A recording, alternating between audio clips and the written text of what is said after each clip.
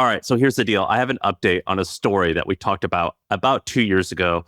Partially, I want to tell you something cool. Partially, I just want to nerd out with you on this topic because I'm shocked by it.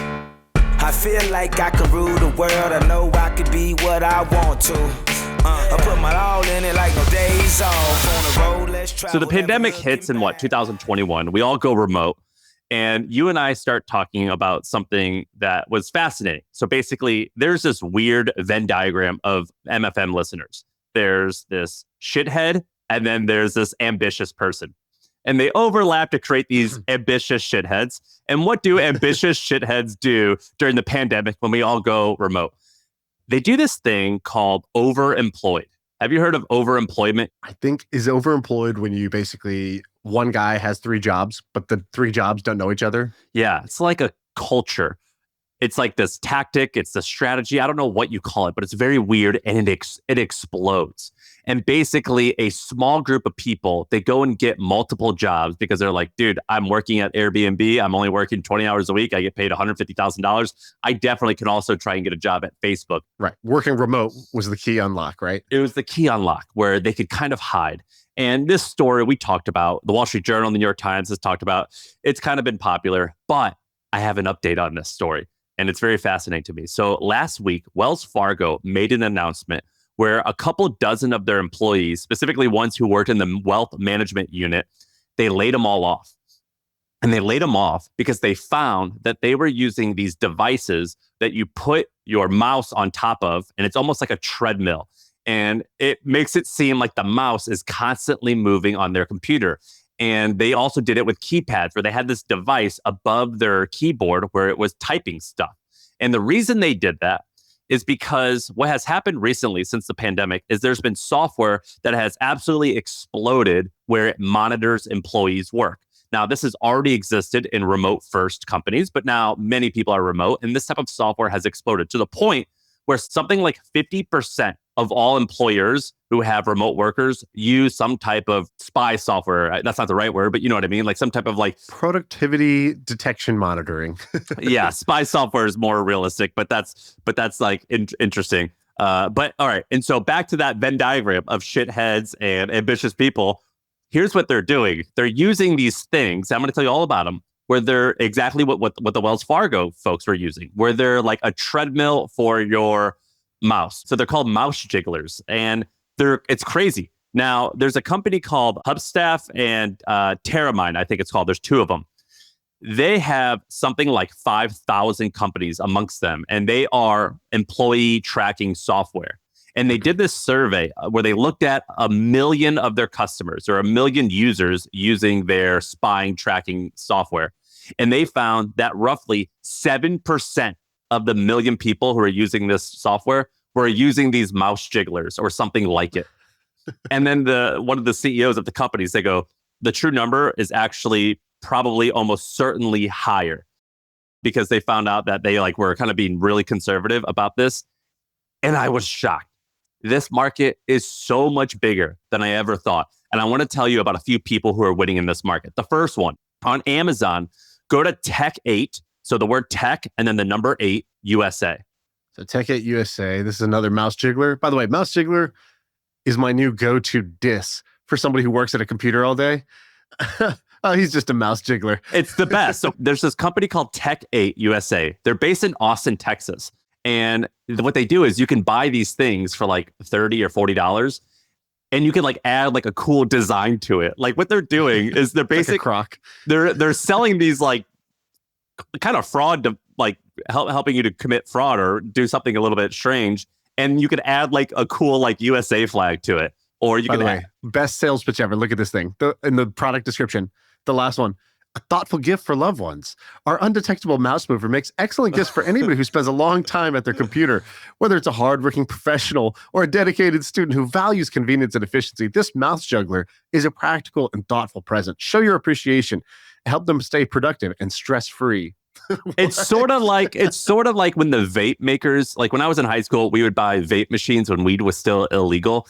And like they're like, yeah, it's for tobacco, but like they put like they somehow use like the equivalent of a wink in all of their like description. Dude, Like, look at this like picture. It's like balance your work life, and it just shows someone's computer and the mouse jiggler's just like the person's not sitting there. The mouse jiggler's just moving the thing, and it says walk the dog, relax, water the flowers, have a party with friends while your mouse does the work for you. it's insane. And so look at this one. They have a really proud made in Austin type of like vibe. By the way, was there any doubt that the laziness device would be made in America? Like, of course it's made here. Like, we didn't think it was going to be made in China. This thing's going to be made here. Well, and I looked up, like, I was trying to figure out who's the founder, and like, it's like a weird business where they don't talk about it. And I also think it's maybe weird to be making these devices, particularly if your company is remote. Like the CEO of this company is like, yeah, not a chance. We're not going to go remote. But it's really fascinating that this business is, I think, thriving. So Tech 8 USA, one of the winners in this category. Dude, they stole your dating profile. Smart, beautiful, undetectable. That's yours. How dare they? It's pretty funny that that's a thing. The second thing that's thriving, and this is the third thing is the most interesting, but I'm going to tell you a quick one about HubStaff. So HubStaff is a software company that does the tracking to see if you're using these devices. The guy started it in like 2019 as like a side project. And if you Google HubStaff revenue. By the way, not to be confused with today's sponsor. Cue the ad. All right, we're back. So HubStaff, the guy, if you Google HubStaff revenue, you'll see that he started, I think in 19 or 20, pre-pandemic. And it was like a side project for him. Oh, no way. 22 million in ARR. Yeah. And when he started it, he's like, I just hit 10,000 in MRR. I just hit 50,000 in MRR. And then on Indie Hackers, he's like, I just hit 200,000 in MRR. Pandemic hits, explodes to where now it's doing 22 million in recurring revenue. Who knows what that's worth, but for sure 9 figures. And it started as a side project, and he's completely exploded his business. Totally bootstrapped. You know, it's exploding because he used to be building in public. Like he had a barometrics page. And if you go to their public dashboard now, it's gone. It got too big to need to grow in public here. But this is super impressive. So this is 20 million plus in ARR. He started this during the pandemic. That is so smart. It's awesome, right? And it looks like it's got 15,000 plus paying customers. Wow, that's impressive. By the way, would you use something like this? Like for Hampton, would you install something like this? Because I'm not gonna lie, I'm more afraid of this than I am like my wife cheating on me. You know what I mean?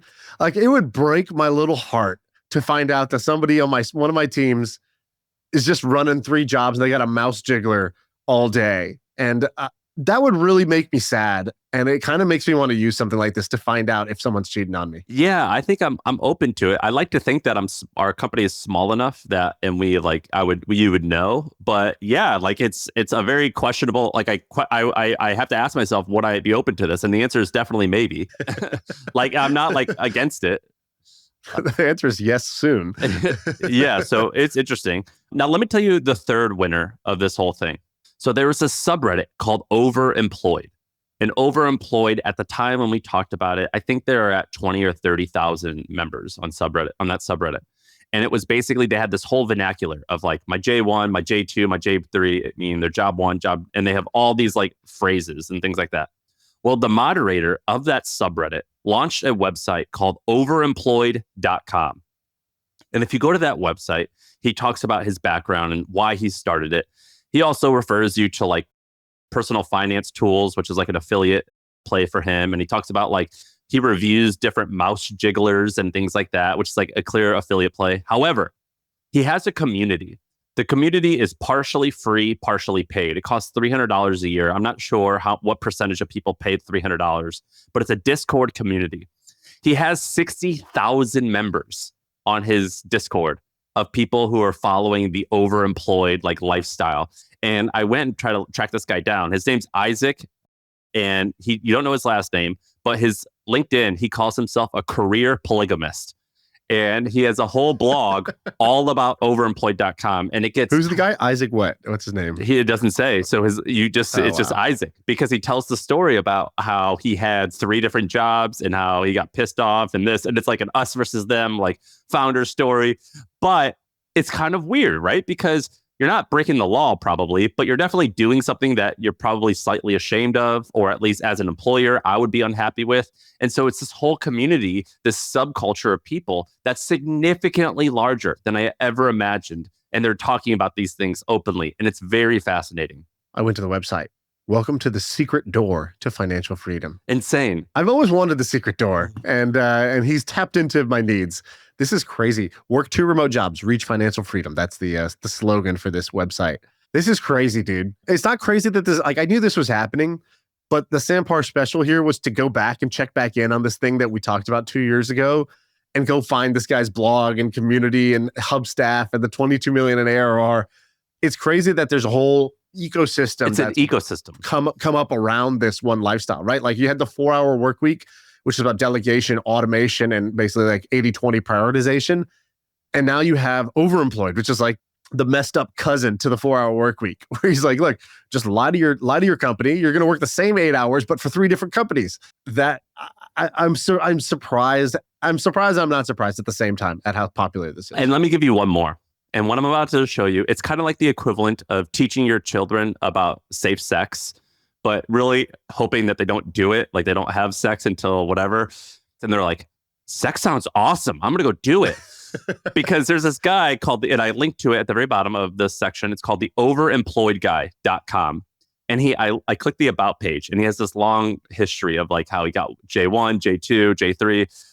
And part of the story, he's got this quote. He's like, I had a bad job and I was upset, frustrated. I wanted more money. And then it wasn't until I heard the host of My First Million mention this new trend of people in tech working multiple jobs simultaneously that I was woken up to this badass community. And this is like the second largest site amongst the overemployed. Dude, look at this guy's logo, by the way. It's the dude with 3 laptops open. I think that's one of the cardinal rules of this is like you must use 1 machine per thing because they're going to be tracking you. So you have to have different laptops. And like he's wearing a hoodie and a mask where it's like clearly we all kind of agree that this is a little bit strange that you're doing this. And so I wanted to bring this story up because I'm not shocked, but I'm still shocked. Also, can I get your take on this? Because if somebody's listening to this is back to the safe sex thing. If somebody's listening to this, we find it fascinating that this is going on, but me and you have zero desire to do this. Zero. And maybe that's because, all right, we kind of already made it in a way. We sold our companies. We don't have any jobs. We don't need it. We don't need a job, period. But if you were young again, would you do this? Like if you were just working at one job and you saw this, would you be tempted to go down this path? No, I mean, I would be tempted, like I'm tempted to do anything bad, like drugs. But like in the back of my head, I'm like, this is wrong. No, I think it's wrong. I think that I would not This is career Molly. Yeah, like like maybe occasionally it's all right, but you oftentimes regret it. No, this goes against my ethical code. I'm not in favor of this. Are you? No, not at all. Not just the ethical side, because the ethical side, I think it sounds okay, but I have like a relationship with the people I work with. You know what I mean? Like it's not this nameless, faceless, giant big corp that doesn't care about me. Like I've always worked in, usually smaller environments where, we're a team on a mission together. And if I was doing some other mission while we're on our mission, that would feel like a pretty deep betrayal. But that's just, I always worked in that type of environment. The second thing, though, is I just don't think it's a good strategy. I think it's a bad strategy. If you are willing to be clever and hardworking enough to figure this out, like, dog, just either start your own business or crush it at one job, and you'll make more money and work less than you will having to do this like thing and have to juggle this in your subconscious at all times about these lies that you're living, right? Like living a lie is very taxing emotionally, but also you don't need to do this. Like one great job or one big effort, if it's your own company, will pay off. Like go up the ladder in your own company or start your own company if you're willing to do all this shit. I just think it's bad strategy. It goes back to the thing I said the other day, like the dumbest person in the world is a professional blackjack player. If you're smart enough to be a professional blackjack player, but you're dumb enough to use it on a game that's rigged against you, like that's on you. You are the wrong middle of the Venn diagram of super smart and hardworking and picks terrible games. And I think this is an example of that. You are super smart and hardworking to figure this out, to set this up, but you're playing a dumb game. And what's the thing? Play stupid games, win stupid prizes. That's to me. That's what this is to me. I don't want a J1, J2, J3. That's a bad idea. I remember in high school, I had this buddy who basically took a water bottle, like a Evian or whatever water bottle, and they undid the logo. Like they took the plastic off of the bottle, and then on the inside, they wrote all the equations for the math test that they needed to memorize. Right. And it was beautifully done. The handwriting was perfect. The equations were even sometimes in code in case they got caught that you couldn't decipher it. And I was like, how long did that take you? Like, it took hours, but like I made this perfect thing. And I remember thinking, like, you could have just studied. Like, if you just studied, like you would have probably the outcome would be the same, and it's way less risk. That's sort of like what's going on here. Exactly. Perfect analogy. Perfect story. So that's my story on overemployed. I thought it was fascinating. Do we have a guy, by the way, today's sponsor, who was overemployed a little bit, where he had a side hobby? Was that a good transition? That's a pretty good transition. All right. So speaking of overemployed, speaking of doing multiple things, when I first heard about what the CEO was doing, I kind of groaned because I invested in this company and the company was doing well. And then the CEO launches a newsletter.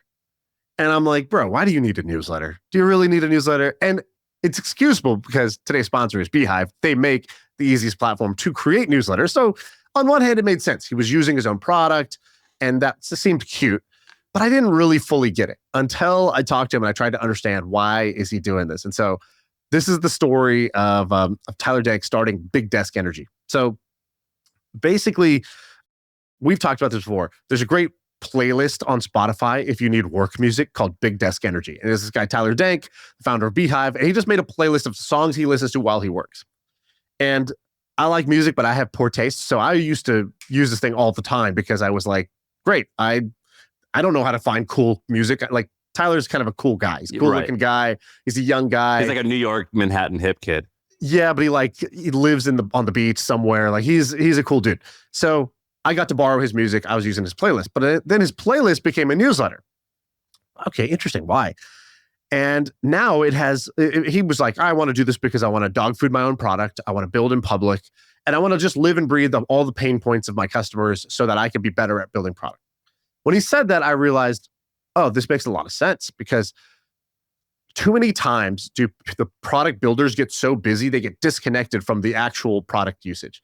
The analogy I'll give is every night, my kids, I don't put them to bed. My wife puts our kids to bed now. We have like a new bedtime routine where she's able to do all three kids at once. And so the two older kids, they want to eat fruit in bed every night. No matter what we fed them for dinner, they're like, can we have fruit? Okay. So I have to do this like 20-minute fruit cutting exercise. I'm cutting apples and grapes and strawberries. I put it in a bowl. I make it look nice. I go deliver it to the bed. They're so excited. They're watching their little bedtime stories or whatever, and they eat the fruit. And I've been doing this for like 3 weeks now. And then finally yesterday, my daughter was just like, hey, can mama cut the fruit? And I was like, what? Why? Dad always cuts the fruit. What do you mean? And she's like, well, you do it bad. I'm like, what do you mean? She goes, well, you do it like the way you cut the strawberries. Like, I can't eat it like that. They're too big. And I was like, what do you mean? Why didn't you say anything? She's like, well, you're not there. You're downstairs cutting the fruit and then you hand it to me. And like, by the time I try to eat it, you're not there for me to tell you. And so for 3 weeks, I had this no feedback loop. I didn't know how she likes her strawberries cut. And for too many CEOs, that's them with their product. They don't know how the customers like the strawberries cut. And one thing that Tyler did that was very, very smart for Beehive was launch his own newsletter, figure out how to grow it to 30,000, figure out how to monetize it, do all of the things that a user of his product would want to do. He did it as the CEO. And he told me that has been huge for them on their product development. Because now he could just look at the roadmap and be like, that shit doesn't matter. These things do, because he's actually lived it, breathed it. He knows how the users want their strawberries cut. Well, and he built a lot of this at Morning Brew, which is they like took a lot of like what they learned there. But even then, he was just the growth guy. He wasn't the guy actually writing the thing, sending the thing, getting the feedback from customers. It's very different when you fully play it out. So the guy's cool. They've got taste. This is awesome. Oh yeah, this is all built in Beehive. All right, this is pretty badass. All right, I'm on board. I just signed up. So if you want to create a newsletter or you want to grow your newsletter, go to beehive.com, beehiiv.com. By the way, Derek Sivers, do you know him? Yeah. He said something once that I really loved. He goes, I made this tool that was for hosting your own website. And they're like, why? Was that the biggest business opportunity? He goes, no, it was a magnet. He goes, I realized that anybody who has a cool personal website, anybody who cares enough to make a personal website, you're my people. He's like, so I just made a tool that was useful for them. It's not even that expensive. It's pretty cheap. I undercut the market price. It's not the best business in the world, but it was amazing because it brought all these people who I realize that's the highest like signal thing. If you have your own personal website, I probably fuck with you. Like I like you. My signal, if I like you, is if you have an income north of $2 million and also you listen to Kid Rock. If you do those two things, You're me. You're probably interesting. All right, what do you got? I wanted to read you something. So I think here's another little life hack for you. One of the great things about the internet is it is such a wide buffet of content. And I think a mistake most people make is that they go to the fast food chains of the internet. You go to your Facebooks, your Instagrams, your TikToks, and you just make a content diet of only getting information from big fast food chain social networks. I'm a believer that your info diet matters. Do you agree with that? Is that something you think about or care about? Yeah, my fear is getting influenced by the wrong people. And I know that you've talked about this info diet for a long time, and it kind of influenced me. Yeah, and I had this thing. I said, I'm going on the intentional internet, which is basically I'm not going to just eat whatever the algo feeds me. When I log in or I open up a tab, I'm going to think about like, what am I trying to get out of this session right now? And then I start opening up Kindle or I start opening up different things. It's the intentional internet. So I have this idea. I'm going to create this like food pyramid of like the info diet. So the way the food pyramid was like, you have your carbohydrates, your proteins, your dairies, whatever. I think there's the same thing for the info diet, which is there's probably some plans you should have, some proportions you should have of different types of information if you want to really like feed your brain in a way that's going to make your brain healthier. One of the cool superfoods, I'll call it, like kale, like these nutrient-dense superfoods is find a baller and then go find their early blog before they made it. I love doing that. And so I was doing this over the weekend and me and Ben, we were looking up and we looked up, do you know who Brian Koppelman is? Is he a famous VC? No, there's a Josh Koppelman, I think. Brian Koppelman is the guy who created Billions. And, yeah. He's like a showrunner in Hollywood. Yeah. And so we were talking about Brian Koppelman for this other thing. And then we went and we looked up, like, does he publish anywhere? Does he post his thoughts anywhere? And we went and we looked up and you basically want to find things that are like, 5+ years old. And it's his blog, it's his old interview, it's that course he taught at NYU. You try to find something like that. So you have to give a shout out to his blog, briankoppelman.com. It's just a plain white and black blog. This is an awesome find. And they're very simple posts. They're not like they're not the most mind-blowing things either, which is in itself kind of an interesting thing.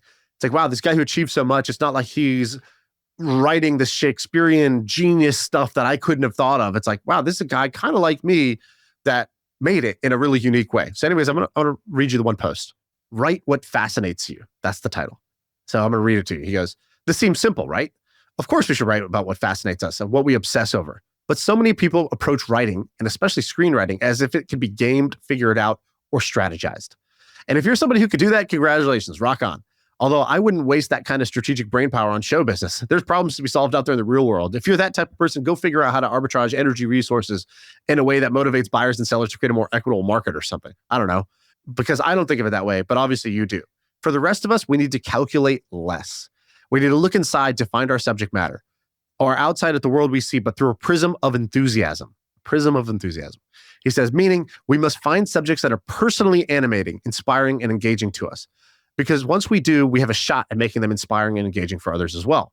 Because when the story is important to you, when it fascinates you, when the passion is tangible, the reader senses it. And without even knowing why, it gives you the benefit of the doubt. You have a story to tell, of course, and it still takes an enormous amount of effort and concentration. But the huge collateral benefit of telling stories that genuinely fascinates you is this. Forcing yourself to sit down and actually do the work is much easier than when you're writing something because you think it's marketable, because you think it could sell, or it's in a genre that's currently in demand. So calculate less, write your obsessions, and have a better chance of A, getting something really written, and B, turning your screenplay into something that excites and engages the reader. This is awesome. And he did this in 2013, over 10 years ago. Yes. And I think this same advice, by the way, works for businesses as well. There's one way of doing business, which is the calculated strategic approach. You look at markets, you create a market map, you try to identify a gap, and then you're going to reverse engineer something, and then you're going to try to do demand testing and A/B testing, and you're trying to validate your idea and blah, blah, blah, blah, blah. And the other is you work on things that fascinate you. Either it's a new technology that you think is really cool, or it's a new lifestyle that's being, promoted that you're curious about, you're fascinated by, and maybe there's not enough products for people who want that lifestyle. Or maybe it's a problem that you have that you kind of get obsessed over. You're like, wait a minute, am I crazy? Why am I the only one who's not okay with things, the status quo here? Like that's where the greatest companies get built and the greatest successes is. And it's actually easier. It's easier because you're excited about it. And it's easier because you actually care about the problem. You're going to actually figure out the solution. And so I just thought that this was awesome advice for content. Look at today's podcast. Like I'm telling you about a 11-year-old blog post, and you're telling me about a subreddit that's popping off, and these bloggers that are overemployed. Like the reason this podcast works is because we talk about what fascinates us. And it's because of that, it's not something anybody could compete with because nobody else has the same weird taste palette that we have. But if they did their weird taste palette, they would find their audience. And it's really hard to stay unique as you get bigger, whatever you're doing, as it gets more successful. Everyone wants you to tone it down. And it's incredibly challenging to not give into that. We have this right now. You've seen it, me and Slack. I'm on a rampage because I'm like, dude, our titles and thumbnails that are on YouTube are too YouTube optimized. They're calculated. This is going to get somebody to click instead of this is how we want it to feel, or this is what would make me interested. It's like, no, what would make the mass populace interested? Well, it's like, maybe we don't necessarily need the mass populace. Maybe we need the type of people that we want to attract because they're the ones that are going to actually like the podcast because they're the ones that actually will resonate with it and stick with it. And I think that we have made a mistake in part of our world, which is, I think we kept the content pretty pure and sacred to what we want. But I think the packaging, we've sort of tried to sell out and calculate and try to like maximize clicks and views, and I'm trying to roll that back. Yeah, I agree with that, by the way. And that's also why I like a lot of YouTubers, because there's not a committee. Usually it's just one person where he's like, this is my show. I'm going to do whatever the hell I want to do. Right. Like there's this guy I follow named Whistling Diesel. He's this guy, he's not a kid anymore, but he's this guy in Indiana. And he does the stupidest, craziest stuff, and he's hilarious. But he's a representation of like the most interesting YouTubers who don't really sell out, and they keep it real, and it makes them way more successful. Yeah, I love it. Let me give you an example of a person who fits this mold wonderfully. So you and I are a fan of Peter Levels. He fits this mold perfectly. I saw that he shared something recently, and I went down this rabbit hole. So there's this guy, I'm going to struggle to say his name big time. I believe he's French. I don't know exactly. Clement Piccolo. I can't say his name, dude. Look at his name. Do you see it? Honestly, I was going to make fun of you, but that is not. Piccolapita. Piccolapita, I think his name is. Piccolapita. So listen to what this guy did. So I looked at his website. His website is kind of hard to figure out. So he is a DJ, like a DJ in clubs. But I guess while he was DJing and trying to pay the bills, he was also a software developer where he would like make random software. He just released something 2 or 3 days ago. That's amazing. Wow. So this is sick. Yes. So let me tell the story a little bit. So we talked about Photopea.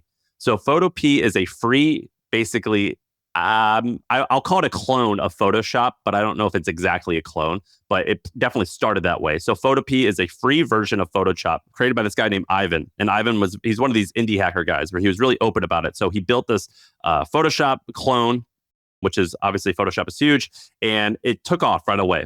And I think in 2021, he posted that he made $1 million in revenue, 90% of that being ads. And then 2023, he said that he was now making close to $300,000 a month from this Photopea website. And it's huge. It blew up. It has 15 million visitors a month. Yeah, massive. And for all I know, it's just one person. Well, this other guy, we're going to call him Clement because I can't say his last name. What Photopea did to Photoshop, he did with Adobe After Effects. And he calls it Peaky Move or Peaky Move. How do you think you pronounce that? I have no idea. Peaky Move. I don't know. Peaky Move. So it's Pikimov. And you have to go to this website. So basically, this guy, he posted it on Hacker News, and then he posted it on Reddit and Twitter, and it blew up on all 3 of those places. And he said, basically, he was like, I'm on this Linux machine, and I've been trying to like use the photo After Effect, and it wasn't really working, and it wasn't doing what I needed it to do. So for the last year, I basically just built this version of it for myself, and it's free, and now I'm letting the world use it. And he was very underwhelming with his announcement. He was like, so here's this thing, you guys can use this. On Twitter, it gets something like 2 million views. Hacker News, it's the #1 post. Reddit, it's massive. It's completely blown up. And it is so awesome that one person built this thing. So you went to the website. What did you see? It looks like After Effects, and it just says free alternative to editors such as Adobe After Effects. Web-based, nothing to install. Works on Windows, Mac, and Linux. You can do everything you can do on After Effects, and your files stay on your computer. They're not uploaded to a server. when we talked about Photopea, I think we've talked about Photopea a few times. It was one of the earliest episodes of this podcast. You had showed me Photopea, or I showed you Photopea. I don't remember what it was, but that was a kind of like a miracle looking product. These are like the radioactive indie hackers, like the indie hackers that got bit by the bug and now have superpowers, where one man can recreate all of Photoshop, like every feature of Photoshop in a browser, and it actually works. And he's willing to give it away for free and just maintain it himself for the rest of his life. And now somebody's doing it with After Effects. This is super impressive. It's incredibly impressive. And he tells the story where on Twitter, people are like, this is amazing. How on earth did you do this? And he's like, I just did it on nights and weekends by myself and I figured it out. Dude, this is sick, by the way. Look at this. So somebody in Hacker News, the comments, they go, as a motion designer, I'm curious what features does this have that After Effects doesn't? And then somebody came in and says, I'd say the main feature it lacks is a subscription payment requirement. So good. It's awesome. And it was a total underwhelming launch in that he didn't like overhype it. He just said he put it out in the world, but it was one of those products that you go to it and you're like, it's sort of like seeing like a huge Lego setup where you're like, yes. Yeah. What a great analogy. The fact that you spent a year putting this together, I'm impressed. I don't have to know anything about this, but this is just epic just for being epic. Right. Do you know what I mean?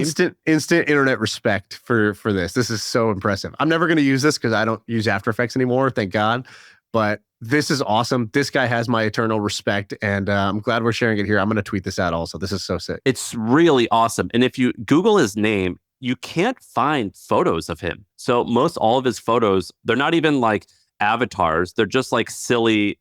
They're like, I think it's a shark or a whale or something. It's his avatar. Like, you really can't find a lot of pictures about this guy.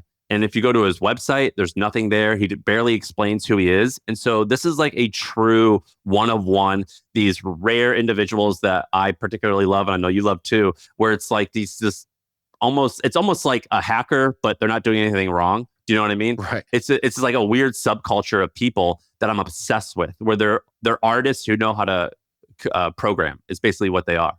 And you can't find anything about this guy. It's like he's doing it almost for art's sake. How long did it take him to make this? Do you know? He said early 2023. So that would be a year and a half. A year. Very talented. That's cool. It looks great. I don't know anything about After Effects because I don't use it either. But I go to the website and I'm like, this is special. Do you know what I mean? Okay. Oh, wow. Okay. All right. I'm impressed. This is great. Okay. What do you want me to do? I have two topics. You pick the Ryan Serhant show or my self-driving car experience. Self-driving car, for sure. Okay. So self-driving car. So I went into San Francisco last week for a couple of meetings, and the new Waymo app is now open for everybody. So I don't know. Are you like fully in the loop on what's going on? Basically, there's actual self-driving cars that just drive around San Francisco like taxis. And it's happening, and it's not like limited or fake in some way. It's not a demo. You push a button, it shows up. It's got your name written on the top of it. You push unlock, it opens up. There's no driver in there. You get it, and it takes you to your destination. It is magic. I think it's awesome. It works super well. I would have been pretty nervous to get inside this, but I had so many friends who've been using it because they were in the private beta that were like, dude, this thing is so good. It's so good. It's better than Tesla's autopilot by far. This is really, really good. So I got in. I feel like here's a couple of thoughts on this. I don't know exactly what I want to say, but I just wanted to come to you with a few random thoughts. You tell me, you help me make sense of this. So the first thought is just, I can't believe this is happening. Like, I can't believe in my lifetime this is just going to happen where we're just going to shift from like nobody drives cars. And it's so obvious the first time you get in one. Like, I had to take an Uber back, and literally it was comical. It was like the worst Uber experience you could have. It was like 100 degrees in the car. He wouldn't open the windows and he wouldn't turn on the AC. And every time I asked him a question, he was like super grumpy. And I was like, I just never want to have a driver in the car again. I went from the Waymo seamless, private, fully in your control, autonomous experience to like back to what felt like a rickshaw in India. Like, it felt terrible. And so I can't believe this is happening. I feel like this should be a much bigger deal and nobody's really talking about it. It's not that it is a secret, but I feel like nobody cares. That's very strange to me because the coolest AI thing that's going to happen is that the cars are going to drive themselves, and then we're just going to sleep, eat, play video games, and chill inside cars from now on. And nobody's going to get in car accidents. That's going to be amazing. And I feel like nobody's really excited that we're now like right here on the cusp. Because if this can do this all throughout San Francisco, and San Francisco is kind of a complicated place. Like it's a city street. There's people jaywalking everywhere. There's construction. That means it's going to work in a lot of places. So I can't believe this is happening. I was surprised that it cost as much or more than an Uber, and I was totally fine with it. I thought that the whole point of this self-driving car was going to be that it's going to be cheaper. And I think eventually it will. But right now, these cars are very expensive. But I was more than happy to pay a premium to go in the driverless experience, which was very surprising to me because I thought the reason I would want it was because it's less expensive. It's just better. I don't mind paying more. How much more expensive was it? Like 20, 30% more expensive. Oh, that's nothing. Yeah, not bad. Obviously, there's a little bit, there's some small hiccups, meaning it's like more polite. So for example, if you're standing right there, it won't just stop in the middle of the road, block everybody's traffic just to let you in. It'll like it'll go up 30 feet and pull over and you got to walk 30 feet. And you're like, I can't believe I couldn't just stop all of the street traffic to get into my car. So there's like little things like that are kind of annoying, but actually understandable. But man, I was impressed. Have you been in one of these? No, but I'm looking forward to it because I have a Tesla and I hate my Tesla. I think a Tesla is a horrible car. I hate it. Which one do you have? The X. And I think it's horrible. But there's one feature about it that makes it absolutely worth it, which is the self-driving stuff, which you keep your hands on there. But I drive that car all the time and I only use the self-driving. I am significantly more comfortable with that than my wife or me driving the car. I think it is way safer. So from now on, all of the cars that I'm buying in the future are going to have some type of driver assist. And it's so much better. Let me correct you. In the future, you're just not going to buy cars. You're just going to push a button and the car's going to take you where you want. You're never going to need to own a car. Yeah, I could see that. So there's something like 40,000 deaths in America from car accidents. And people will still die because of this, but it's going to be drastically reduced. Additionally, if you've ever been in traffic, have you ever like studied what causes traffic? Sure haven't. Well, like it's like if you ever see like those weird GIFs or on like how stuff works, where you'll be like, here's how like a traffic jam starts. And you see like one person abruptly stop, which causes another person to abruptly stop. And then like, it's like a chain reaction. And it's like a really weird, it's more of a psychological problem almost than anything, where you're like, wait, why is this person stopping? Which caused this, which caused this. And it's really fascinating. But when you think about traffic, that can basically be not solved for, but incredibly improved upon, because your margin of error, it's not a human making that mistake. You're like, no, I know totally. I can drive within 10 feet of the driver in front of me because I know that I'm not just going to hit the brake too late, whatever. That's going to be solved. We're going to save hours and hours and hours every month because of this type of stuff, and let alone the lack of death. So I'm like incredibly excited about it. Yeah. And parking, I think cars have only like a sub 10% utilization rate, meaning 90% of the time a car is just sitting idle doing nothing. And that's going to change, because if a car can drive itself, it's going to go, instead of sitting idle, it's going to go and earn money for you. It's going to go drop people off and earn cash. And it's not going to be stay parked. So when utilization rate goes up, you don't need as many cars total, because now each car is being used more. So now you have way less cars being used way more, which means way less parking, which means way less buying cars. It's a big change that's coming, right? In addition to the lifestyle change of, we got in a self-driving car, and you were talking about like, you have to keep your hands on the wheel. For the Waymo thing, you just sit in the back, you're just chilling. The wheel is just turning itself. You don't even look outside. We had a full meeting and we could talk about numbers and everything because there's no driver sitting there. And it was a productive 20 minutes. It was great. And if I wanted to just sleep, I could have just fully slept. I could have done anything. That's amazing, because I don't know how much time the average person spends in a car, but like, and average probably not even right. It's probably like, of the people who really have a commute, they're probably spending like 2-3 hours a day in a car versus, what will become, either an incredibly productive or relaxing time to be going from one place to another. I remember I would explain this to my parents or in-laws, and they're like, well, aren't you afraid that you're in this machine and it's controlling thing? And I always say, well, no, because at least I'm sitting at the wheel, so I could take over. So there's like, I'm part of the loop. But number two, it's like, well, are you afraid when you get into an elevator Right. Like I'm not afraid when I get in an elevator. I trust that button is going to do the right thing and it's going to bring me where I want to go, and it's not just going to drop me. I'm also not afraid when I fly in an airplane. You know, the pilot is sitting there at the seat, but it's like an autopilot plane. So no, I'm not afraid. Now I am a little bit nervous because the technology is new, but like in 10 years, or a lot of times people are like, this is never going to be a thing. It's like, no, it's definitely going to be a thing. In 10 years, it's going to be significantly better than it is now, and it's pretty good now. So yeah, I'm not afraid of it at all, and I'm incredibly bullish. From now on, all the cars that I buy on a daily basis are all going to have some type of driver assist. Like you use it on your Tesla, and you're like, this is the way the world should be. At least that's how I think. What about this? Which one do you want to do? You want to do one more? Let's do the Ryan Serhant show. So I binge watched the new. It's called Owning Manhattan. It's just like a random Netflix show. It's nothing like super special. No, most people wouldn't care about it. I liked it.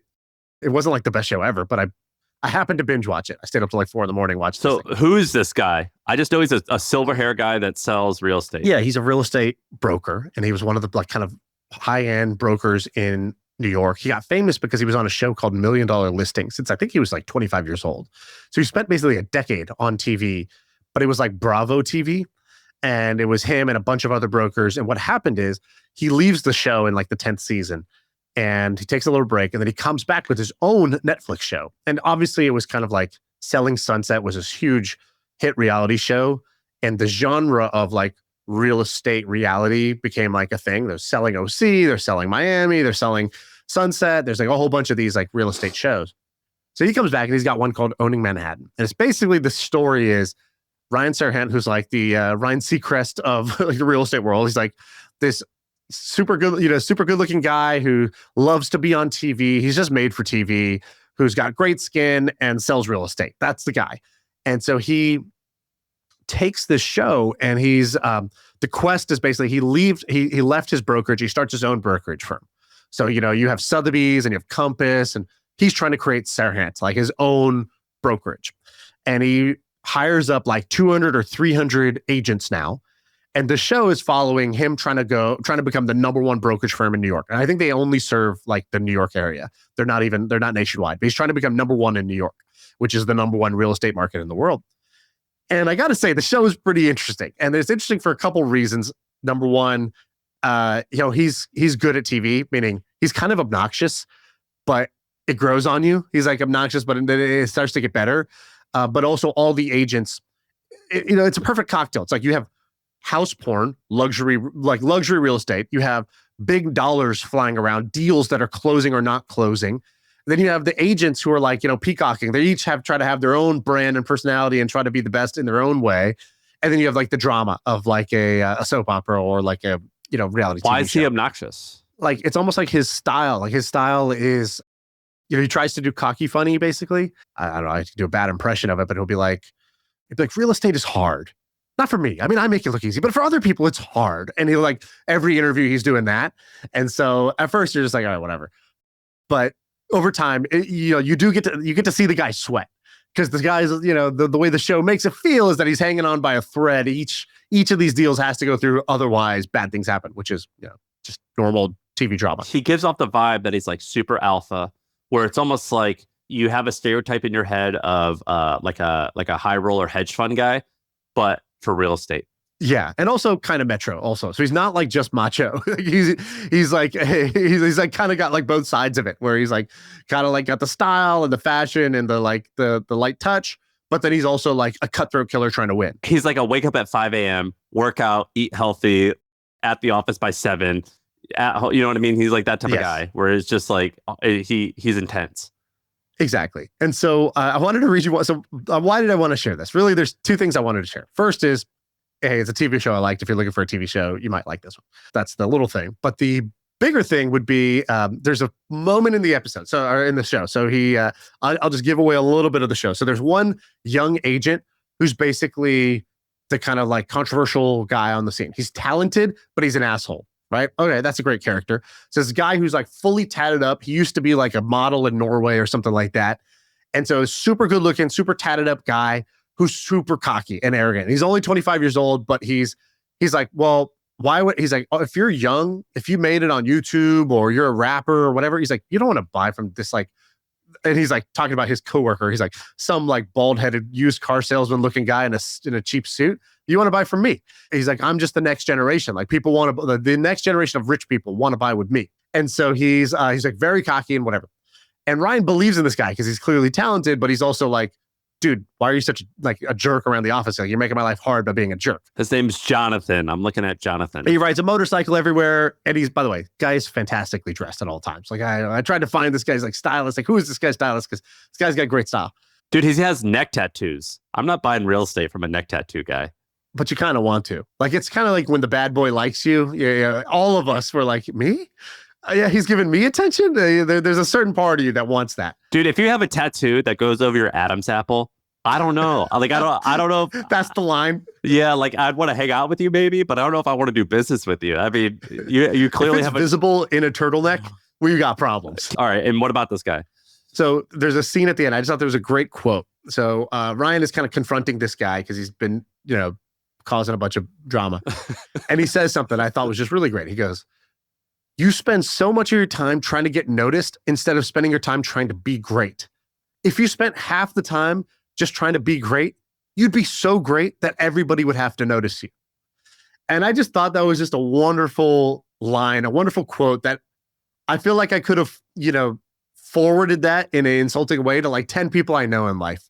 People who are very active on social media. And it's like, instead of trying so hard to get noticed, just try to be great. If you spent half the time just trying to be great, you would be so great that everybody would have to notice you. Like that guy who did the After Effects thing, he could have tried to be, promoting himself and blogging and doing all this stuff.